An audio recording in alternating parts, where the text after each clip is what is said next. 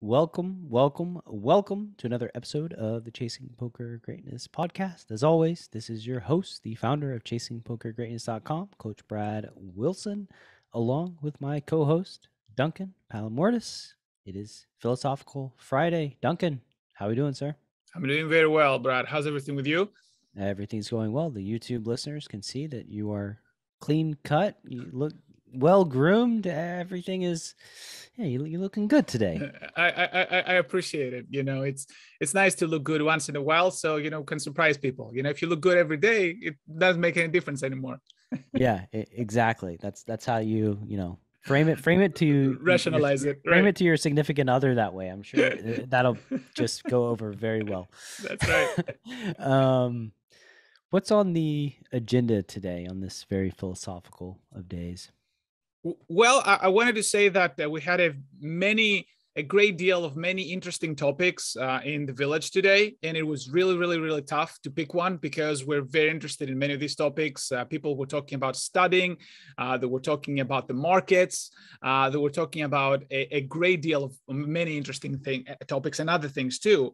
But in terms of how much time we have available today, we decided to go and tackle a different topic, the idea of entitlement, the idea of what as poker players and humans in general we deserve, quote unquote, deserve based on the amount of work that we've put or based on the circumstances or based on other external factors. So we decided to, title this entitlement, and basically the things that we're going to try to explore is what is entitlement in general? How does entitlement apply to poker?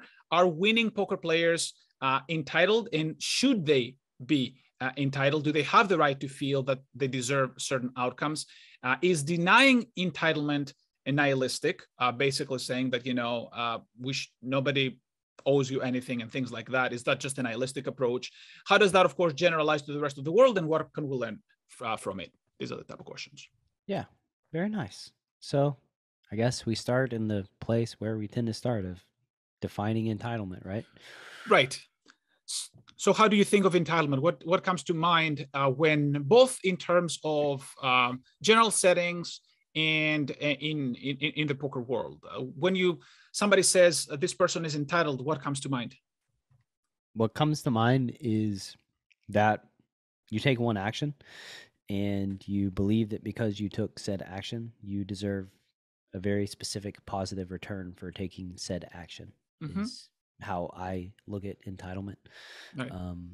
Just in general, it's like you get out specifically what you put in instantaneously is Right. the thought. Absolutely, and that is immediately, we can say, problem number one with that. Not necessarily the definition, with that approach. It's sort of like a very deterministic approach to an otherwise completely stochastic life, right? Not only we do not know what the outcome is in this world, like, I mean, we talked about uncertainty before, but at the same time, even if we knew what the outcome is supposed to be, there's also extra noise that surrounds that outcome. So, for example, it's not enough to know that tomorrow it's going to be cloudy. Then there's degrees of cloudiness. Like, how cloudy is it going to be? Is it going to be very cloudy, a little cloudy? Is it going to change midday? So there's a lot of, even if for definite or definite looking outcomes, there's a lot of degrees and a lot of different colors. So any sort of expectation for something fixed goes against what actually the world is like, right? So the very notion, I would say, the very notion of entitlement is against life, is violates the principles of life. So we're basically, it's a wishful thinking in an otherwise completely different world. So you're saying that entitlement, we can just call it no, it's not a thing. It is, right. I mean, it's something we can wish for. I mean, it's something that, people can have all the expectations that they want. The issue is that it's not compatible with life, right? I mean, Yeah. it's similar to let's say, to the idealistic man. I mean, you can say, we can create stories about immortal human beings and things like that just doesn't exist in the real world. So there might be value, potentially. We can discuss the potential value of, let's say, of idealized thought processes, and then entitlement is an idealized thought process. We can talk about the potential benefits, but it doesn't exist in real life, I would say. Yeah, there's a lot of danger in this thought that I think we kind of subconsciously have or go through on a daily basis or on a regular basis, right? It's this thought of like, if I tie up this loose end, if I do this, and then I do this, and then I do this, and I get this in order, and I pay off this debt, and I resolve this relationship, then everything in my life is harmonious. There's no downside. There's no sadness. I don't feel all these pressures and all of these emotions that are uncomfortable. And we live our lives to like, a lot of us we just live our lives with that frame and that thought that we do everything. It's perfect, right? Without realizing that like we're building the foundation of our life on a house of cards. Right. Because, failure. Right. Because it is going to fail. Inevitably things will go wrong, and that's just not any sort of realistic way. But we kind of feel that way, right? We feel like we do this is going to be the outcome, and I'm going to feel perfectly happy, right? When the reality is like we just probably need to work on feeling happy in uncertainty and in the face of adversity, and despite shit going wrong that's, maybe in our control or even beyond our control or whatever it is. So yeah, like I think that is one of the major dangers. And let me pinpoint something on what you just said. Wrong doesn't necessarily mean that things can go worse than we had anticipated. Actually, wrong could mean they could go better than we had thought, but still It's a failure because we planned for a specific thing. It's like rolling a million dice, right? And we say we're going to roll a million dice, literally a million dice, and we want the dice to come in the specific outcome. The first die is going to be a 5, the second one is going to be a 2, the third one is going to be a 6, then we're going to get a bunch of 1s, then we're going to get, and the problem with this is that obviously the odds of that are astronomically low. For anybody who's interested in math, is 1/6 to the 1 million, right? I mean, it's not going to happen. So no matter what we anticipate, even if one die gets a little bit different, we're gonna feel like a failure because again, we could not get it on the nose. So wrong doesn't necessarily mean we're worse off. It could mean we just didn't predict. We're bad at prediction. So yeah. Very bad at prediction. Very bad at prediction, right? Yeah, they're just, we think poker is like a complex game and a complicated game, and it is, right? But life, it does not hold a candle to life and the variables and the data points that you can't possibly account for. It's not even close, and that's a good lesson that poker can teach us for life, right? I mean, that life is even worse in terms of complexity. Yeah. So, I guess moving on, the question of, are winning poker players entitled? And I guess I'll ask you what exactly you mean by that question. Right. So do poker players expect that things should go a certain way? Like, for example, I'm better than that player X, like Kyle mentioned in the thread. And by the way, in case we forgot to mention, a huge shout out to Kyle for bringing this incredible topic and to the entire village community. These are very interesting things to talk about. But yeah, like Kyle put it, like again, in his own words, I got it in good. Do I deserve to win this hand? Or, one player has been working hard. They deserve to win the tournament, blah, blah, blah, blah, blah. He puts deserve in quotes correctly, in my opinion. And incidentally, he draws inspiration from a YouTube video that Bart Hansen did titled, Poker Doesn't Owe You Anything. Again, Bart being, spot on this one. So what do I mean by that is that do poker players feel that, hey, I should win this hand, or this should go one way or another? And I don't mean it just hypothetically. I mean in practice, because it doesn't matter what people think, it matters how they act. And do they really let their blood boil when they actually lose with aces versus kings in an all-in pre-flop? Because they're like, I have to win. I should win, right? Yeah. So that's the question that I'm asking. What's amusing what's amusing about this is that, like, so consciously, I think most people will say that they're not entitled. However, their actions in the heat of the moment say that, in fact, they certainly do feel entitled. Right. So, like, there is this disconnect between, like, philosophically thinking about it and then, like, when the rubber hits the road in real life, feeling and navigating through those emotions. My gut instinct says that, I mean, the higher the pressure, the more we're going to feel it. The bigger the spot. You know, you have a chip EV pot at a giant WSOP event that's going on right now, where first place is $1 million, right? And your equity is like $300,000 in this pot that doesn't go. Well, that one we're probably going to feel a lot more than a tiny pot in a tournament that has like almost no bearing on anything. So, like, or a cash game pot or whatever it is, right? So I think that, like, those kinds of situations, firstly, they're outliers. Just they don't happen to us that often because we don't get that many opportunities in those sort of gigantic high leverage spots. So I would say that, like, see, so I'm conflicted because part of me is saying, like, the established, mature, professional poker player deals with this at a much, much higher level than even an immature professional reg.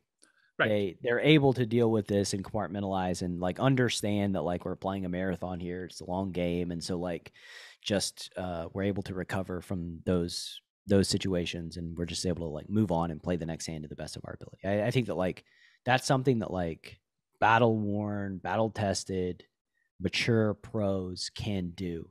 However, I will say that, like, I see examples in live poker of people berating dealers based on some kind of run out, like some entity that's, like, totally beyond their control, that they're people that should know better and, quite frankly, are just, like, out of line and really, or just, I saw on Twitter a pro who berated a player for playing a hand they're not supposed to play in a game at the WSOP, right? It's like, what people should and shouldn't know, like, that's a completely, like, different question too. Or you have, like, the Phil Hellmuths of the world, which still have issue with entitlement up to this day. But I don't think it's just Phil Hellmuth, though. I think it's people that have been on the tour for decades. I agree.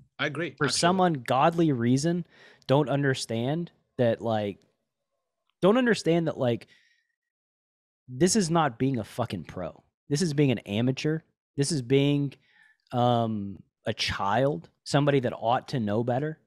It's just an immature level. And I think that the people that are like that after decades, maybe Phil Hellmuth is, like, the outlier of all outliers, typically are not very successful poker players. They typically do not have outsized results. They've got an excuse for everything.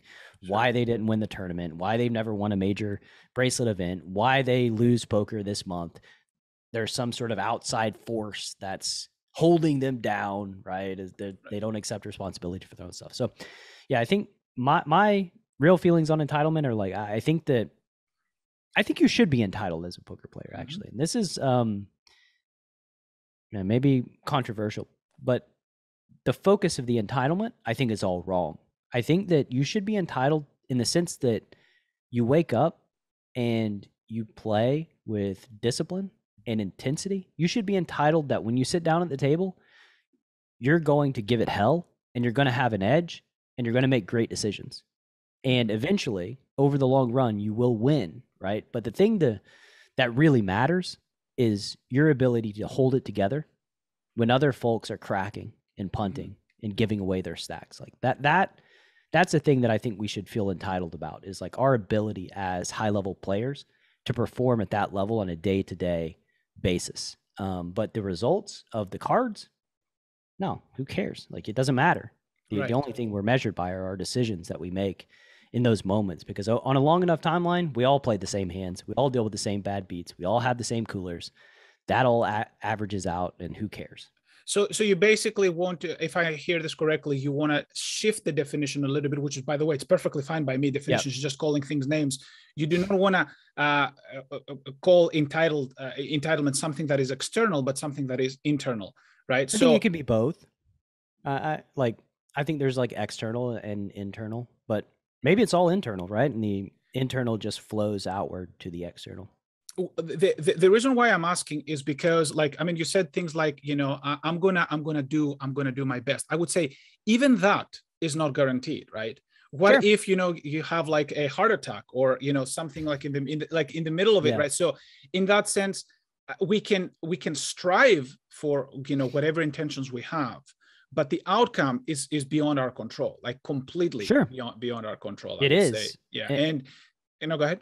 Well, I would further to say, like, whenever you strive to play your best and you get feedback that indicates you're not, like, then you just can cut it, you know, you just kill that session if you're playing a cash game session. I don't know what to do in a tournament. I hope I never can play in a tournament to feel that feeling of being stuck there playing my D game. But yeah, like you are right. That is beyond our control, is that how we actually show up and how we actually perform. I mean, we could have a cold that we're unaware of that's affecting us cognitively. We could not get the right sleep. We could eat something that messes with us internally, that lowers our level of performance. There are a lot of different variables that we can't really account for. Right, exactly. And I mean, part of Kyle's question is, you know, in the form of deserving, should we expect, that's why I'm saying it's largely external in that typical definition, should we expect a specific outcome to be in a certain way? Yeah, I think that in general, and there are outliers here, but in general, my expectation as a professional poker player is to show the fuck up and play at a very high level. And that's it. That's my expectation. Now, and even that can fail. And even that can fail. Right. Because of the, you know, their outlier events, I think, like due to, you know, just all the variables we just talked about. But like, that's the thing that to me, if I'm going to feel entitled about something, I'm going to feel entitled about my ability as a poker player and my ability to perform at a very high level and hold myself accountable and to that standard moving forward. The results, the results are whatever. I don't care if my aces get cracked. Like, right. Yeah, the subtle thing that I'm saying is that what you're talking about there is still results, right? So if you actually show up, it's our own performance, right? It's your own performance, right? So, and I would argue, like, again, somebody can call me absolutist in that sense, but I would argue that even that we don't have control over. Right. I mean, you can say, you know, that I want to perform, and you can, and this comes from like an overachiever, right? You know, like very difficult for me to forgive myself. And that's something I have to work really hard on. But the fact of the matter is that, like, showing up and performing at the best of our abilities, not in our control, you know, not 100% in our control. I mean, that doesn't mean we shouldn't strive and we shouldn't try to increase the odds, right? That's a different thing. So, because again, the nihilist will come and say, wait a minute, are you saying that, you know, there's nothing we can do? So we have to be very, very careful. I mean, this is not what I'm saying. It's not that there's nothing we can do. It's just no matter how hard we try, there's never going to be this 100% that we're striving for. That, I'm going to show up tomorrow. No, you don't know you're going to show up tomorrow. You intend to show up tomorrow. And you do everything you can in your power to make that happen. Right? You think you do everything you can. You can try to control the things that are within your control, basically. Exactly. You think you try to control everything which is great, by the way, like thinking all of these things. And then, you know, hopefully you've increased the odds to the point where, you know, you make like a profitable bet, but everything else is just noise and uncertainty. And there's lots of it. Sure. But you did mention something earlier. I didn't want to interrupt you. That was incredible. Like the difference between amateur players and professionals. And you reminded me, the names elude me at this point, but you reminded me of an instance in WSOP final table. It was around 2010. It could have been. Some of the listeners will remember the details. So the flop was, I believe it was King Jack Jack, a guy from either Russia or I think he was actually from Ukraine, which is he was from Ukraine, yes, and has nothing to do with the current politics. But yeah, he flopped the boat. He had King Jack. His opponent has Ace Jack. All the money goes in. This is the final table, right? I mean, we're down to very few players. And in an interview, basically, he said, my friends were cheering the whole time. It's like, I flopped a full house. You know, my opponent has Ace Jack. And all I'm thinking, you know, is that my opponent can actually hit a 3-outer, right? Mm-hmm. Which is the correct way for any professional to think at that point, right? It's like, mm-hmm. It's not like his opponent is drawing live, right? I mean, he's drawing live, he's not drawing dead, but his friends, I mean, amateurs, of course, you know, they would think that's entitlement in a nutshell, but that's entitlement also due to ignorance, right? I mean, part of that entitlement can be eradicated by just thinking that, listen, you're not 100%. As I often put it, you know, when aces go against kings, not your entire body deserves to win that hand. About 80% of your body deserves to win it, right? Maybe your torso, your head, and your arms, but your legs do not deserve to win that hand, right? We live in a society that's so results based that it's almost ingrained into our culture, these type of like sports event where a team is supposed to win 90% of the time and they fall apart. And then, you know, the talking heads will ruminate on what happened, you know, right, over the course of the next month, right? In a big spot, and blame everybody, blame the coaches, blame the players, blame the refs, just put all the blame as to why this happened and tear everything apart. And what people don't realize is 90% is not 100%. That 10% happens way more often than we would think. About, you know, if it were in days, it would happen about every week and a half. Happens so about like 10% of the time. About 10% of the time. That's correct. You're a math guy, so you know you understand where I'm coming from. Yeah, I saw somebody on Twitter, some person of influence that, you know, retweeted a thing. I believe it was like vaccine related, because that seemed to be the topic for quite a while there. But it was something along the lines of like, if my weatherman told me that it was supposed to be sunny 90% of the time and it rained tomorrow, I would find a new weatherman.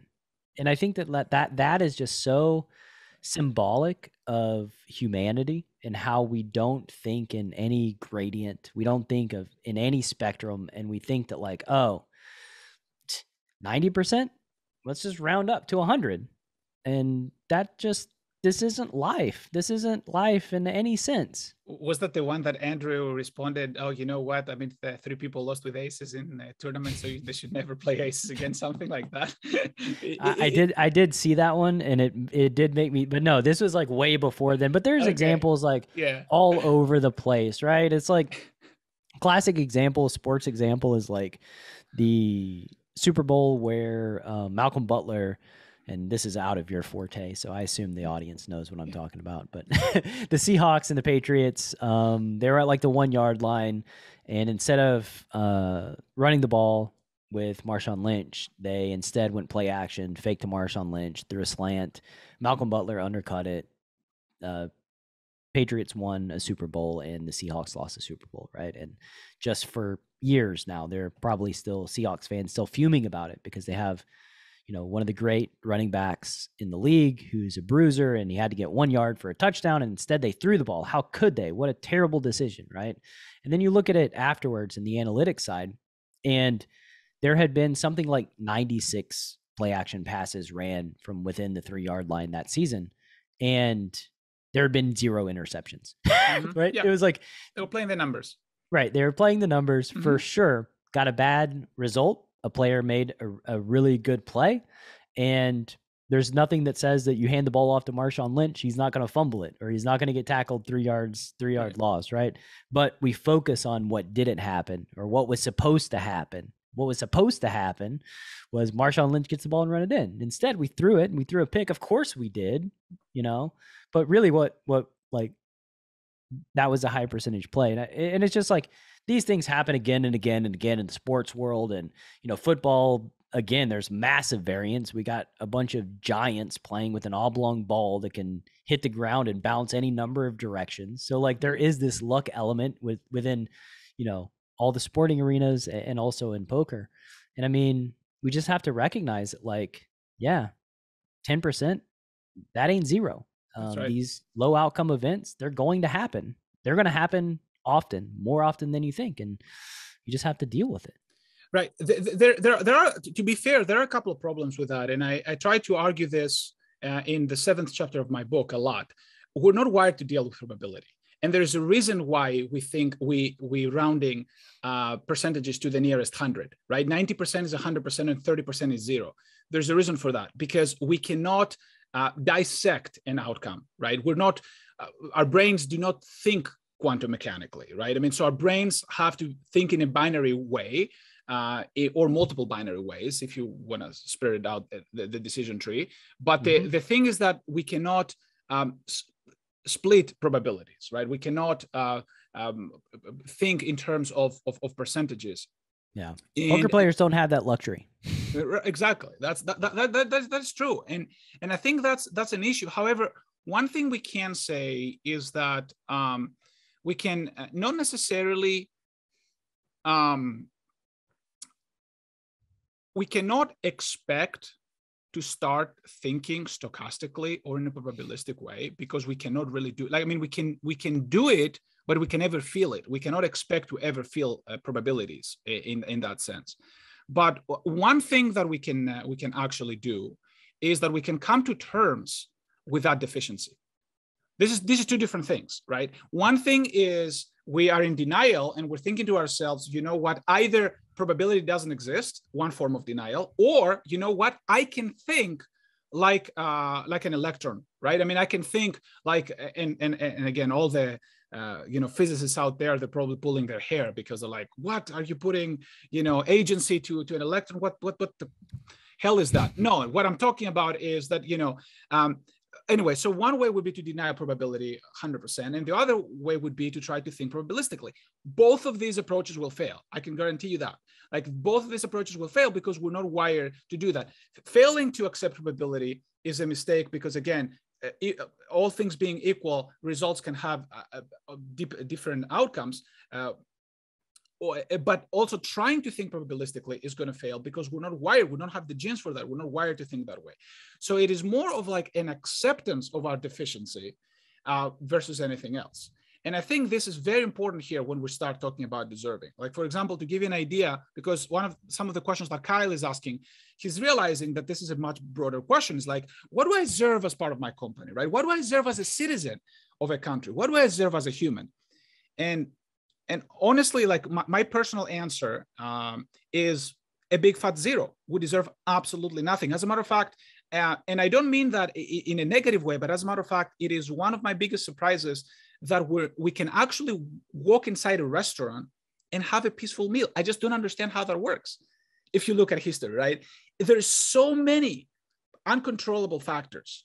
I don't understand why we're not cutting each other's throats. Right? I mean, why don't, like, some psychopaths, why, we're not in World War III yet? Why one of these? Give it time. Give it time. Exactly. That's what if you ask me to bet, I wouldn't say we'll make it more than another 100 years, and maybe 100 years was way too much. The frequencies of world wars have increased. Ray of sunshine, Palamourdas. I am indeed. But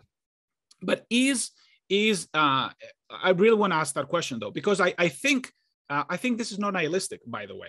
It's the opposite. It's appreciative of what we've actually accomplished, right? The fact that we're actually able to go inside a restaurant and have a peaceful meal shows that somehow we figured it out against all odds, right? So humans somehow have figured out. But I want to pass that question to you. Is denying entitlement, namely that we cannot be entitled to anything, like life owes us nothing, let's say. I'm not saying you should take that position. I'm saying if we took that position, is that nihilistic? Would you think that nihilistic, that, life owes us nothing, poker owes us nothing, we shouldn't expect to not get cancer and all that stuff? Yeah, I don't think it's nihilistic. I think it's just the reality.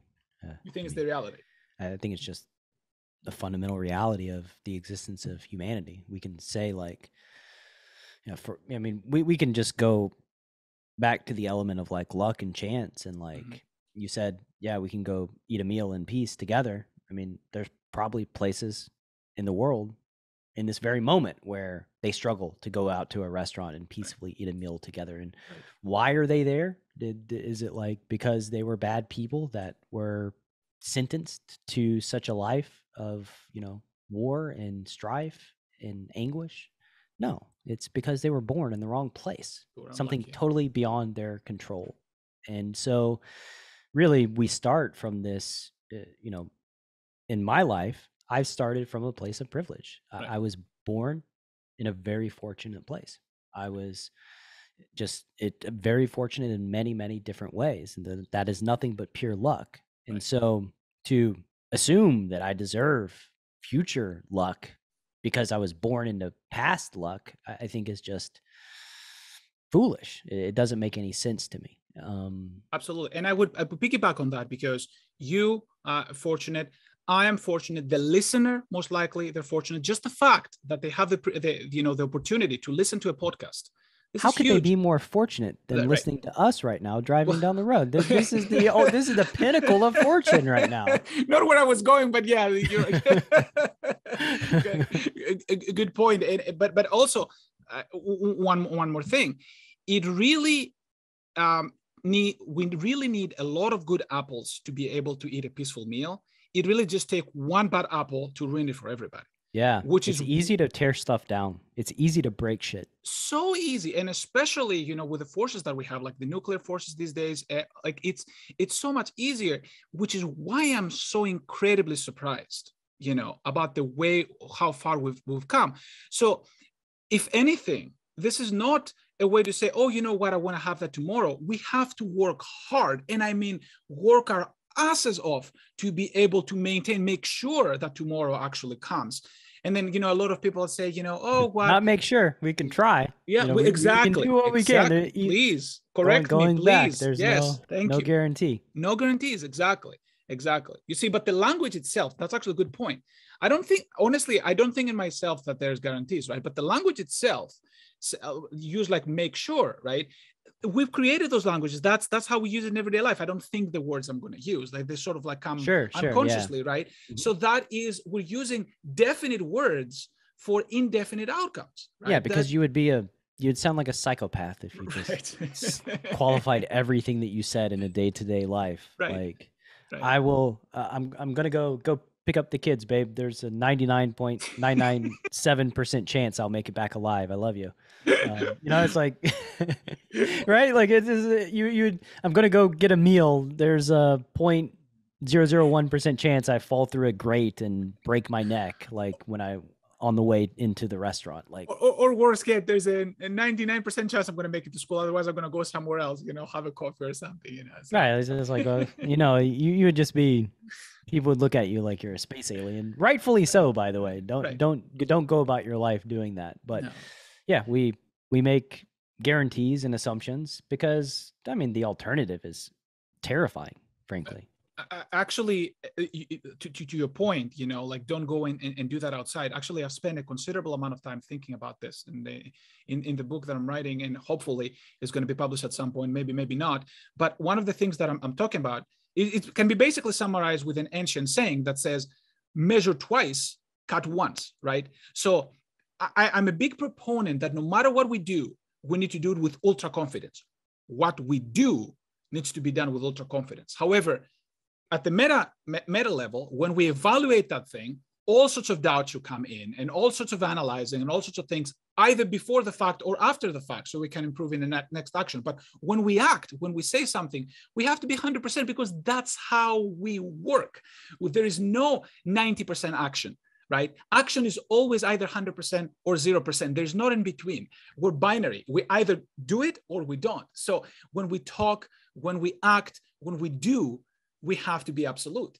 Now, when we analyze things, it's a completely different story, right? We can talk about it, we can think all we want, but we have to be absolute and ultra confident and wrong, but the wrong is going to happen at a different level. We're going to realize we're wrong later. So as I often say, don't worry if you're wrong. you're wrong. 100%. I'm wrong. You're wrong. Everybody's wrong. Don't worry.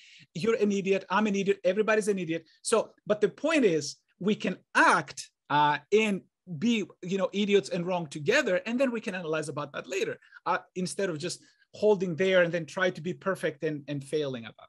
Yeah. Yeah. And so I'm going to end on a horrific note. Just now, actually being serious for a moment. Okay. I think that the thing that you touched on before that I think is most powerful, maybe the smartest thing that I've heard you say, which is a compliment, by the way. You say lots of smart things, but things too. the notion of being grateful for what we have, when what we have is tenuous at best, the things that we value in our lives, I think is of the utmost importance. There's recent shootings in the United States, in Uvalde. Parents kissed their children, took them to school, and never saw them again. And the reality is that that's not a thing that they could have predicted, and very low frequency event, very small percentage. But the fact was that it did happen, right? And so these outlier events, these things that we know consciously, logically, they can happen in our day-to-day lives. We just black it out, right? We black out the possibility of it happening. But being grateful, because we don't know when they're going to happen. We don't know when the last time we speak to the people that we love the most and that we value the most in this world is going to be. We don't know in a a less emotional context of poker, right? We don't even know when the last time we're going to play poker with our friends is going to be. We don't know the last tournament that we're going to enter. We don't know any of this, right? And so when we're pursuing these endeavors, when we're spending time with the people that we love, be grateful.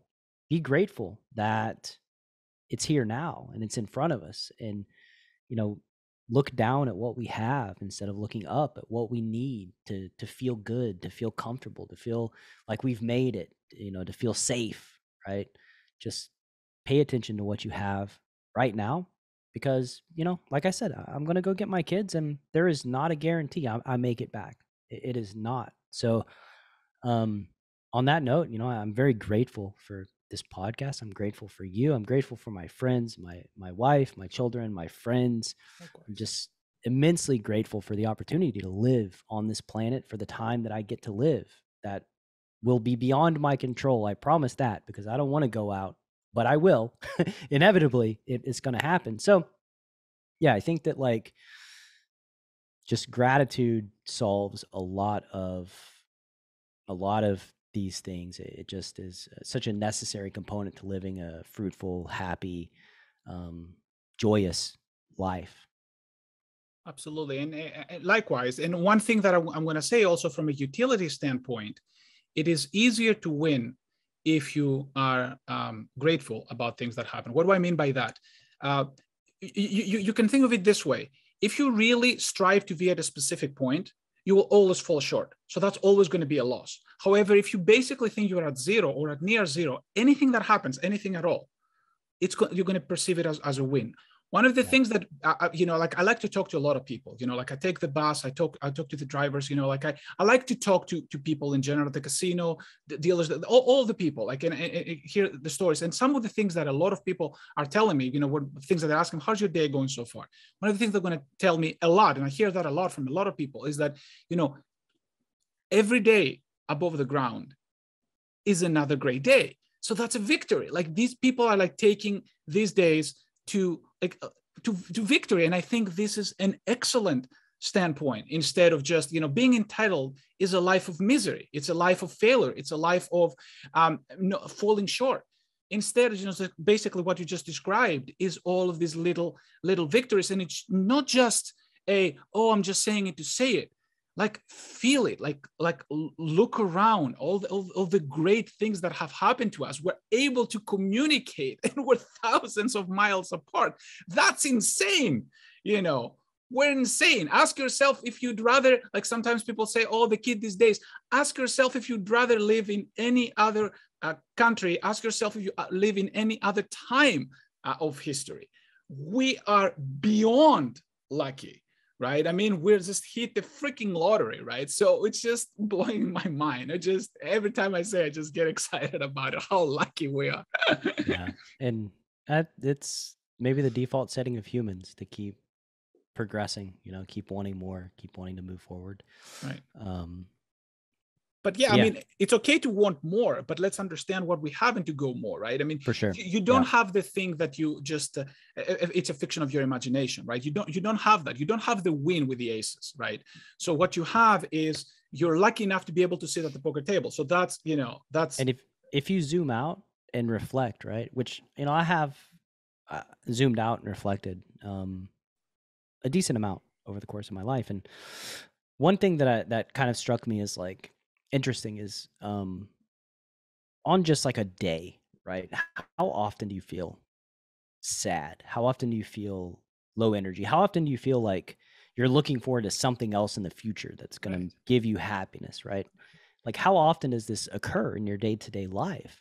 And when you start stacking those days on top of each other, what you come to realize is like, holy shit, if this is how I spend every day, and every day I have these thoughts, then 95% of my life is going to be these days. This is at the end of my life. This will be my life, right?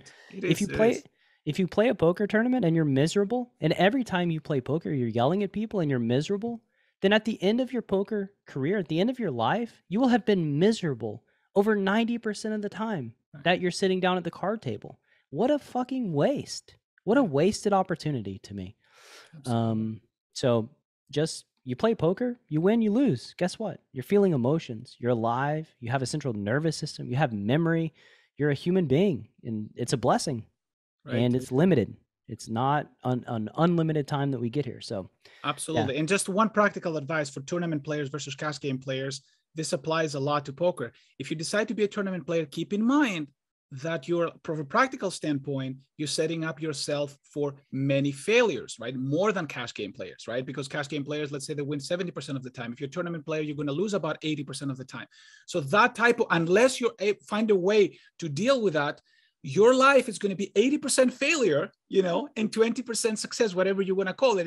And sometimes even cashing is going to feel like a failure because you didn't make it to the top. So these are, I don't know about you. Second place feels like a failure to me. I agree, 100%. Right? Like I've never felt good playing tournaments, which is the reason why I'm not playing them. But that's just me. But what I'm saying is what you just said has a practical application. Daniel Kahneman talks about that when he's actually criticizing Taleb for his barbell strategy, who's like, okay, all I need is to hit it big, sacrifice little, and then I win big. And that was a great strategy. It's plus EV, blah, blah, blah, blah, blah. But then Kahneman says, then you're going to feel like a loser 99.9% of the days. Similar for tournament players. So this is something to consider. I'm not saying you should go left or you should go right, but this is something to consider. And that's what we'll hope to do. Yeah, you just need to resolve that within yourself. Correct. Right? And learn that, this is the path that you chose. And so like, instead of complaining about every step you take and every perceived failure, well, just recognize this is the path you chose and enjoy the journey while you're on it. Enjoy the pain. Enjoy having to find resolve and trying to do better and the growth and all this stuff. Because like, this is why we're here. This is what we're doing. And if you don't enjoy that, go do something else with your life. Right. Really. Exactly. That's all I have for entitlement. Excellent note to close. It's a beautiful message. Let's call it. Thank you all for listening, and greatnessvillage.com. If you want to hop in there, give us suggestions about future topics. Take care, and we'll see you next week. Thank you, Kyle, for the topic. Shout out again. And shout out to Kyle right at the last second. Thank you, Kyle. Thank you, Kyle. Thank you, Peace.